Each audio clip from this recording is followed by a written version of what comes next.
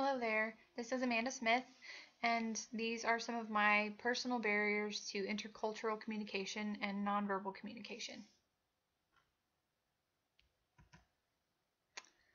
So some of the things that I struggle with in intercultural communication would be high anxiety.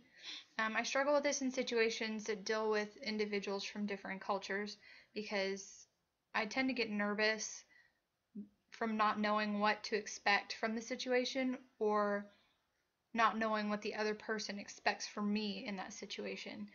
Um, Growing up, communication was never my strong point. I was terrified of speaking to strangers and in public places, but I have made considerable strides and progress in that area, and I think I have done pretty well for myself.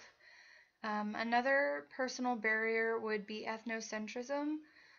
And I have to admit that I often struggle to see and agree with customs and traditions of other cultures because of my own bias and the belief that my culture's got it right.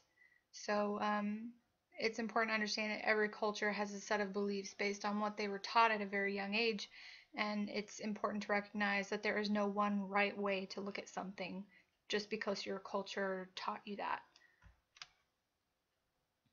So next is some personal nonverbal communication cues that I've picked up on that I do myself. One thing I've noticed is with proxemics. I've had many different experiences with individuals from other cultures where I felt like they were invading my bubble, my personal space, felt like they got too close to me. And I made this judgment based on the fact that I didn't think that they knew me well enough to be standing that close to me. And I think it's important to realize that that this is a specific cultural difference, since among other cultures they can have different standards of proximity during communication.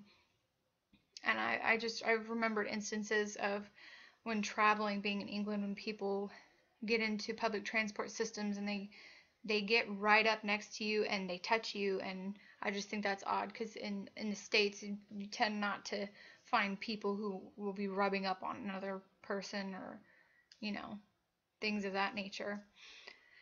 So next would be chronemics, and I've often thought that I was born into the wrong culture because I have never been one to stick to a strict time schedule.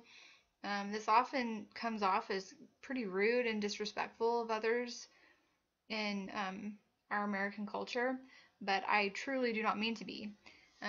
However, in South America, my tardiness would probably be more acceptable since they rely on polychronic time, so their time schedules are more relaxed and negotiable and not so stringent. So these are just a few things that I have noticed about myself in intercultural communication and my nonverbal communication. Thank you.